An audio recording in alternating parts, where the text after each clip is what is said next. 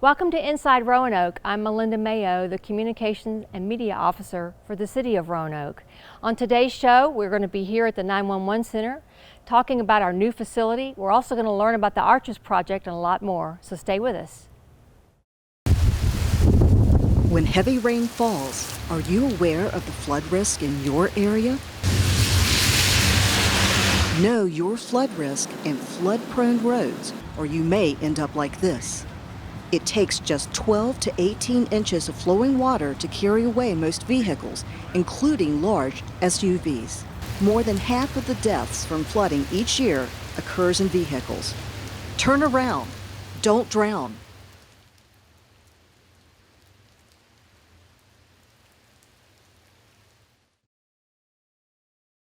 The Regional Center for Animal Care and Protection's Food Pantry program is an ongoing effort to help keep pets in their homes and out of the shelter.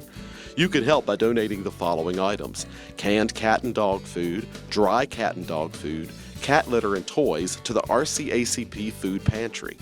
To participate in the program, visit rcacp.org or come by 1510 Baldwin Avenue, Northeast Roanoke to get more information. Your donation can help a dog or cat stay in their home.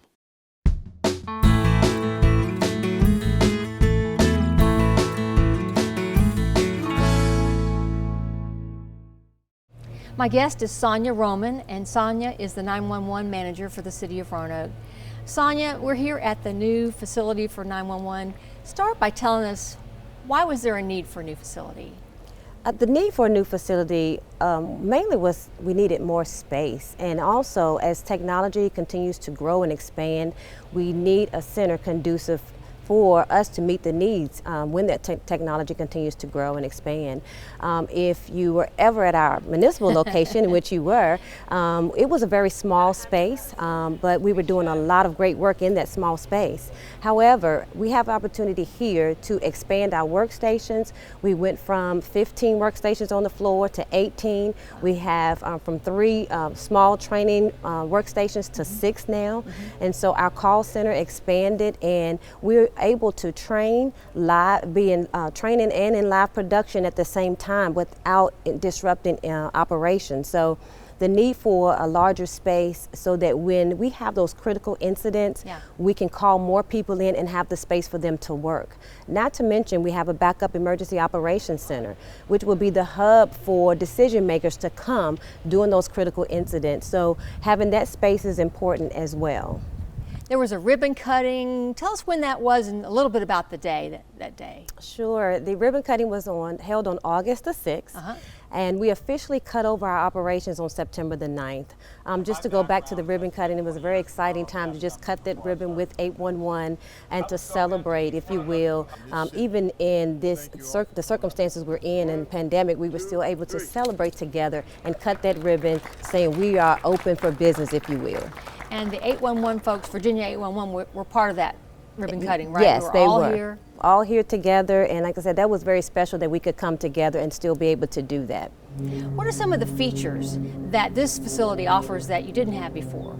Sure. One of the most important features is the technology that is in this building. We have a data center that's very robust, and it provides resiliency and redundancy. The infrastructure in this building will ensure that we stay up and running. We are on a fiber ring, which provides our connection, and even our radio tower is on a ring, a regional radio ring as well. Why do you think the city, it's sort of an advantage that we shared the cost with Virginia 811 for this facility? Why was that such a great? Well, when you look around at this building and you realize all that went into it, all the features and all the amenities, it was just a benefit for both entities to share the cost. And we do have some shared areas in this building, and then we have some individual areas as well. So the city saw a great opportunity to come together and share the cost in building of this magnitude. So this facility is really high tech. I mean, it's top of the line. How is it going to enhance the quality of the 911 operations way into the future? What does it offer? Well, it is important to know that having the space number one, to be able to add additional workstations, to be able to have top-notch training. We have a great training program, but we needed the space to be able to do that. And on our call center floor, we have a section just for training now, and it's also a backup area for our other local jurisdictions that we share backup centers with. Yeah. So we have the space, if their system goes down, that they can come to our facility, have a space where they can continue their operations, and it will not hinder the operations of the 911 center for the city. So in itself, that is how 911 will be enhanced, where we can come together as local jurisdictions and still keep going and serving our citizens. So there's a redundancy, kind of a backup. Absolutely, That's absolutely. great. Anything I haven't mentioned that you'd like to add in about this facility? Absolutely. I think number one is important that the citizens understand we have a place where employees will want to come to work. We are always hiring and looking for those that want to be dispatchers, and this is the place conducive for someone to want to come to work. We have quiet rooms. It is a stressful job, but we have quiet rooms where they can decompress after that stressful call. We have a beautiful walking trail where after they take that call, that they can walk around and be ready for that next call. So it is important for the citizens to know that the city of Roanoke has invested in this building, but also in their employees that will in turn provide great customer service. That's great. Hey, if somebody had a question about the new facility, how would they get the information? Sure, they can go to www.roanokeva.gov/jobs if they're looking for a job, and also go to roanokeva.gov, click on the 911 link, and they can see all the information about our facility. Also, we have Facebook. We have a Facebook page. We actually went live during our cutover. Did you? That was so exciting. We decided we wanted the citizens to see the live cutover from municipal building to this beautiful location here, and so we were able to go live, so they can definitely check us out on our Facebook page as well. Well, it's a beautiful facility and just so exciting for y'all to be here, and thank you for sharing it with us today. You're welcome. Thank you. The Roanoke River is a beautiful natural resource we want to preserve for everyone to enjoy. A big part of that is keeping it clean. So how does all this trash get here? Well, when it rains, litter from our streets washes into the storm drain system, which leads to the river without ever being cleaned. That's right, if it's in our streets, it's in our streams. The Adopt a Street program is a great way to be part of the solution and not the pollution. Sign up today and start organizing cleanups in your neighborhood. Clean streets equals clean streams. Together, we can create a clean water legacy. In Virginia, every corner is a crosswalk, whether a crosswalk is painted or not. Join us in making Roanoke a safe place for everyone. Drivers, stop at the corner. It's the law. Pedestrians cross at the corner.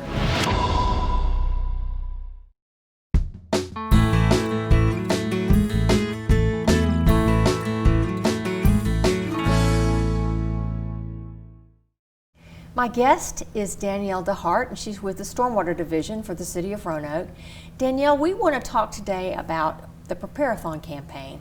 Tell us about that. When was that? So we kicked that off on September 1st in honor of kind of like National Preparedness Month. So we've just been doing the whole month long of like preparedness and how to prepare for natural disasters. So yeah, it's been really great just getting all that promotion for the whole month of September. And how is that different than what we did last year with Prepare-a-thon? Oh yeah, so last year we had an in-person event, which was a lot of fun, kids activities at the center in the square. But unfortunately, because of circumstances, we couldn't do an in-person this year, but definitely did it all month long to do online resources, so just kind of pushing out that material. So what are some of the things you tried to communicate to people about being prepared for natural disaster? I mean, what are some of the topics you tried to cover? Oh yes, we had a partner this year with WDBJ7, which was great. They did a whole bunch of news stories of like how to prepare, to getting kids involved, which of course they're at home now, how to do kind of an emergency preparedness kit. We did a Tuesday talk series with Roanoke County, the town of Benton, and the city of Roanoke, and AMT Engineering to talk about flood mitigation strategies and resources for citizens to use and different tools like that to get more prepared. And I know you used a lot of social media because everybody's looking at their phone these days, and you got a lot of that stuff out as well. Talk a little bit about what's the value of having a campaign like Prepare-a-thon? It's really good to just have that open conversation to see, like, if the natural disaster happens, what are my resources? Where can I go? What tools are available? What are my flood-prone areas? Because people don't really think about that. Right. And like, where are my resources? Like, do I have flood insurance and just those things? So kind of being aware now, because disasters don't plan, but you certainly can. Well, and I know that we've talked about this in the past, having a plan, what you would do if certain disasters happen. I mean, some families just don't even talk about that. Exactly. So it's really good to have that conversation. And even though it's the whole month, like, not to forget about it, because you can still have the whole year, but it's good to just have that awareness now, like, oh yeah, like, what is my plan to evacuate? Like, do I have phone numbers written down? Like, different things if, like, does my family know where to meet if something happened in the house? To have that thought through. And to know, like you said, know what your resources are. And then there's another thing coming a little later on. You all are going to talk about, you're going to emphasize flood preparedness. Tell us about that a little bit. Oh yeah, so November marks the 35th anniversary of the flood of '85, which is hard to believe. So we're collecting stories for people that were around in Roanoke at that time, in the Roanoke Valley, to kind of get their stories to reflect on, like, you know, just because it happened 35 years ago doesn't mean that it can't happen today. So just kind of getting those stories of what people remember. The Virginia History Museum is doing a photo exhibit from Tommy Firebog's photos, which is pretty great. So that's from now until November. So pretty good to go and look at all the historical photos. And then we're going to do a high watermark campaign at Wasena to do blue ribbon around the trees to do the flood depth, because it was actually 11 feet deep at that location, which is hard to believe that the water rose that high. Now, are we still inviting people to send in their stories about the flood of '85? Are we still doing that? Oh yeah, so we're still collecting stories, and we're just doing audio clips, so people don't have to do like a visual if they don't want to. We can still collect content, old photos, videos that people have, and then just getting snip clip stories that And where would they send those? Was there an address or? Oh yeah, they can email me directly at danielle.dehart@roanokeva.gov, and then of course working with RVTV to put those together, and then put them in contact for the next steps. Okay, and if somebody wanted to know more about what you're doing with the flood disaster preparation and even the flood thing for November, I mean, do they just contact you? Oh yeah, they can contact me directly or call the Stormwater's office at 540-853-5900. And then all the resources are on our website at roanokeva.gov/getprepared. So it's really quick and easy, because we definitely want to get prepared this month. Well, it's really important. I know every time it rains in Roanoke, we have a little flooding, but you never know when something's going to happen, and we need to be prepared. So I do appreciate you just sharing that with our audience today. Oh yeah, thank you so much. Thank you. Rectangular rapid flashing beacons. We'll call them RRFBs for short. So what are they? RRFBs help pedestrians cross busy, unsignaled intersections. City of Roanoke has installed 2 of these devices, one on Dell Avenue near Fallon Park Elementary, and one at 11th Street at Orange Avenue Northwest. The pedestrian presses a button and the lights begin to flash, alerting motorists that a pedestrian is about to cross. The pedestrian will then ensure that the motorist comes to a complete stop, making eye contact to confirm. Once the motorist has stopped, the pedestrian may safely cross, scanning to ensure all vehicles in all lanes have stopped. City of Roanoke wants to ensure that our citizens who travel by foot are getting where they need to go safely and efficiently. Drivers, when you see the flashing lights at these intersections, please stop and allow pedestrians to cross safely. If you follow these guidelines, we can all make Roanoke a much more walkable city.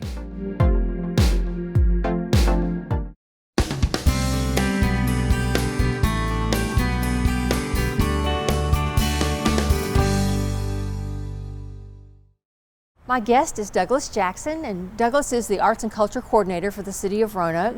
And Douglas, we're here at the Arches Project. Talk about where this is located. We are on Memorial, just below Memorial Avenue, below the Memorial Bridge, and we're on the Roanoke River Greenway. If you're coming through Vic Thomas Park, you have to go across the bridge as you're going towards Salem on the Greenway. And when you come under here, we've got a little surprise for you. Well, now, how did we get the name, the Arches? How'd you come up with that? Well, we're below the bridge. We've got these beautiful, elegant, spanning arches. When we came down to look at the project, someone said, it feels like a cathedral under here. So we said, let's call it Arches. Okay. And then kind of what's the goal of doing this? I mean, what were y'all hoping to accomplish by doing the art? So we met over the course of 4 meetings with the 4 neighborhoods that converge right here. And we said, what would you like to do with this space? And they told us that we'd like to create a gathering place. We want to celebrate the diversity of the community and how welcoming the Greenway is. Everybody's welcome on the Greenway. It's a free space. They said they want to involve people of all ages in the art, enjoying the art and in creating the art. They wanted to connect to nature. We had about 8 goals, and then we put it out to artists and said, okay, how would you help us meet these goals? So it's one of our public art projects for the city, correct? It is. This is a public art project that the city funded with a matching grant from the National Endowment for the Arts. Okay. Some of the components, I mean, I'm looking around, talk about the components of the project. So we had 3 components. One, you can see the murals that were painted by artist Daniel Keel, and he's a teacher at Patrick Henry High School. And he had his high school students painting the project with him. That's one piece of the project. Another piece of the project is the historic sandbox. It's been here for 100 years, but it was crumbling. The concrete was crumbling. There used to be a playground under here with slides and swing sets, and there was a ball field near here. But it's a little bit of a different space now. We still have the sandbox, and artist Polly Branch said, what can we do to make that sandbox more inviting now? I should mention that there had been a problem with graffiti under here. So in addition to creating this gathering space and making it feel more welcome, one aspect of that was addressing the graffiti. And we had gotten into a cycle of painting over the graffiti and the graffiti come back and we paint over it again. And we think when you take an art project like this and the community inhabits the space, it pushes activity like that away. So those are 2 of the pieces. And then we had one third part. And we said we wanted to celebrate diversity. And Virginia Children's Theater came to us and said, well, we want to do 4 story hours celebrating diversity. Each time will be a different story. We'll use professional actors and we'll have an interactive experience for our youngest readers. And we had our highest attendance, we had 100 people here, and they were socially gathered or socially distanced. Families came down together, they strolled down, they walked down from the neighborhoods. Everybody had a fantastic time. The lowest turnout we had was 40, and it was raining that day because we've got great coverage here. Right. So that was on Saturdays, right? That you had those story time. All 4 Saturdays in September. Okay. And just want to ask you, why are projects like this so important to our community? Well, we really believe sometimes a small project, it doesn't have to cost a whole lot of money. If it involves the neighborhood, if the neighborhood says, this is what we want to see. This is a way of putting our fingerprint on the place around us. And we really believe that our government is us. This is our community, and it can be anything we want it to be. And this is a very small way of trying that out. So you get involved, a young person helps paint a mural here, improve the space. What's next? What can they do next in the community? Well, it's a great project, and thank you for sharing with us today. Thank you, Melinda. Okay. It is important for both restaurants and homeowners to help keep our waterways clean and safe. Never pour cooking oil or grease into sinks, parking lots, or streets. The oil and grease can enter our waterways through storm drains. Always try to recycle the oil and grease or put it into the trash. If you have a spill, clean it up by using a drying agent like cat litter. Never hose down spills. Keep dumpster and trash can lids closed. Restaurants should clean floor mats and garbage cans in a mop sink. It's easy to keep our waterways clean by doing the right thing.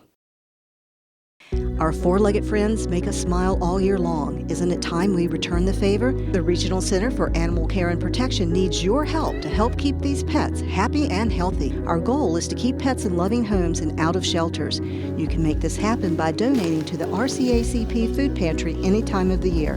The following donations are needed: canned cat and dog food, dry cat and dog food, cat litter, and toys. Residents who need to pick up food can do so at 1510 Baldwin Avenue Northeast.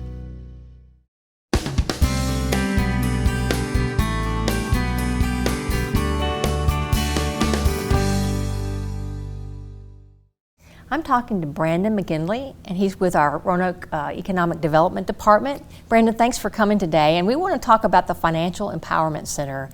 First of all, tell us what that is. What is that? The Roanoke Financial Empowerment Center is a no-cost public service that provides one-on-one individualized financial counseling to Roanoke area residents. Okay, and where is it located? So currently, due to COVID-19, the counselors are operating remotely, and so we don't have a physical location right now, but the counselors are able to provide the counseling right over the phone. Okay. Now, we had kind of a cool kickoff with this earlier in the year. Talk about the ribbon cutting we did. Yeah, it was really exciting. And so on July 28th, we held our official ribbon cutting event for the Roanoke Financial Empowerment Center. And we had participation from Mayor Lee, we had participation from City Manager Bob Cowell, as well as Shirley Holland from Carillion Clinic, who is a grant funder for the program, and Jonathan Mintz, who's President and CEO of the Cities for Financial Empowerment Fund, which is a grantor for our program as well. And we did it virtually, right? Mm-hmm. We did, yeah. And so, and in addition to those four, Tim Saribi from Freedom First they're our nonprofit counseling provider, Freedom First Enterprises, and so he presented at the ribbon cutting as well. And yes, it was virtual, so it was interesting to try and imagine how that would look in this new world, and so we broadcast it live on Facebook as it was happening. Everyone gave 3 to 5 minute speech about their excitement about the program and what it would provide, and from their perspective how important it is to provide financial counseling in the community. And then yes, at the very end we were actually able to show a few of our counselors cutting the ribbon itself. And everyone clapped, and we were really excited. That's cool. Yeah. So talk about what kind of services you provide through the Financial Empowerment Center. Absolutely. So the Financial Empowerment Center provides individualized financial counseling. And what that really is if an individual wants to find themselves on a path towards more secure financial footing in any of an array of areas, including perhaps wanting to improve their credit or wanting to reduce debt, or perhaps they want to see some savings over the course of time because they've had some struggle savings. And also if they wanted to access a bank account, a mainstream banking product, because they might otherwise be accessing payday lenders and that sort of thing. Financial counselors are now available to area residents to help them with their financial goals and get them to that place that they would like to go. And our counselors have gone through training, and they're certified financial counselors, and so they are really experts in this realm to assist people on their path towards financial security. So is there a criteria that you have to meet, or can anyone take advantage of these services? Anyone can take advantage of these services. So unlike some programs, it's not a means-tested program in that you don't have to meet a certain income or resource limit to access this program. It's open to individuals across the income range.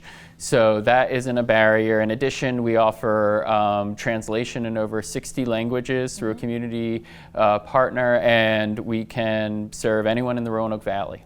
So you mentioned earlier there were some partners. Tell us again who all was supporting this effort.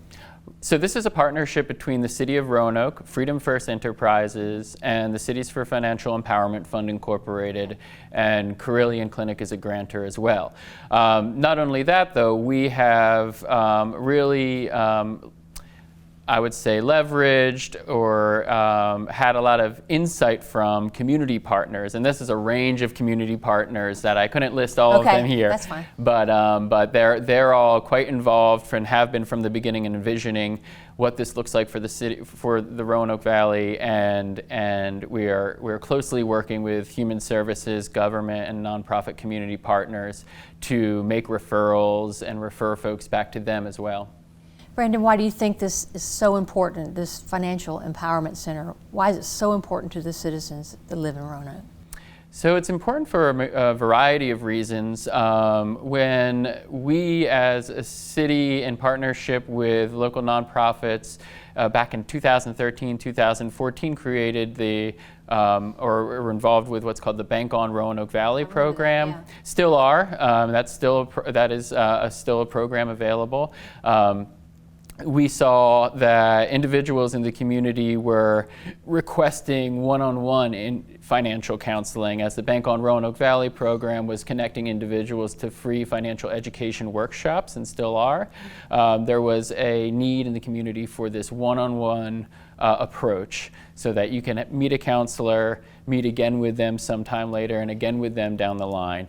In addition, I think that even prior to COVID-19, there's some national figures around savings that say that I think close to, if not over, 50% of the population doesn't have $400 in savings to take care of an emergency or unexpected cost that's available to them. With COVID-19, that's only kind of highlighted how badly individuals are in need of at least someone to help them to start to save or reduce their debt or improve their credit. You know, your credit score can ultimately impact your availability to get certain jobs as well. And so as we enter into a recovery and people are seeking work again, and not only is it important to have savings for the next time something like this might happen, but it's important to have good, healthy credit, and counselors can help get you there as well. So those are just a couple of the reasons that come immediately to mind.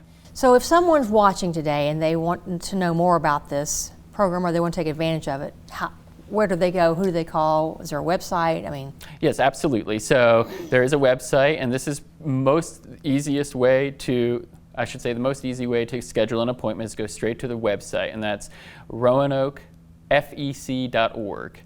And once you're there, you can schedule an appointment with a system right there on the website, and it'll tell you anytime that counselors are available to meet with you. In addition, there's an email, counseling@roanokefec.org, and a phone number as well. So those are the three ways to reach the Roanoke Financial Empowerment Center and get an appointment. Well, it's a great resource, and Yes. I appreciate you coming and telling us about it today. Thank you so much. I appreciate you having me very much.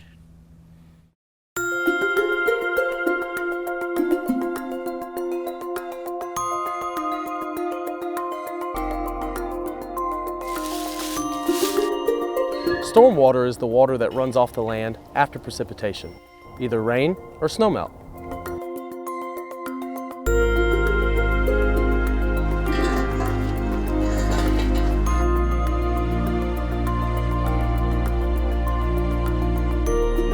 With 10,000 inlets in our city, that means there are 10,000 opportunities for pollution in our streams.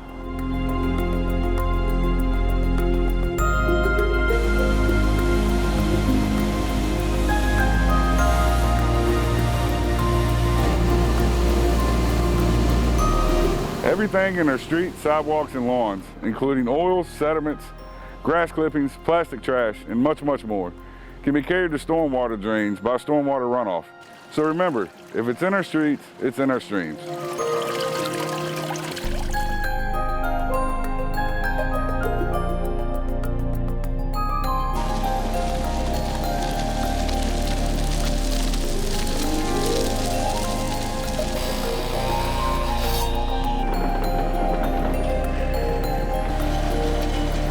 We can't do it alone. Everyone is a part of this watershed. Even small actions at work or at home can make a difference.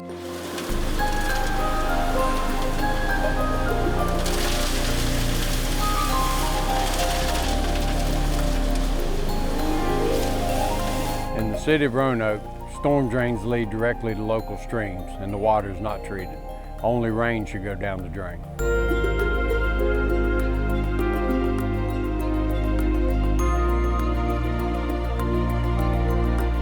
We believe in partnering with citizens to transform local waterways into community assets for those that live, work, and play in the Roanoke River watershed. Help us be part of the solution, not the pollution.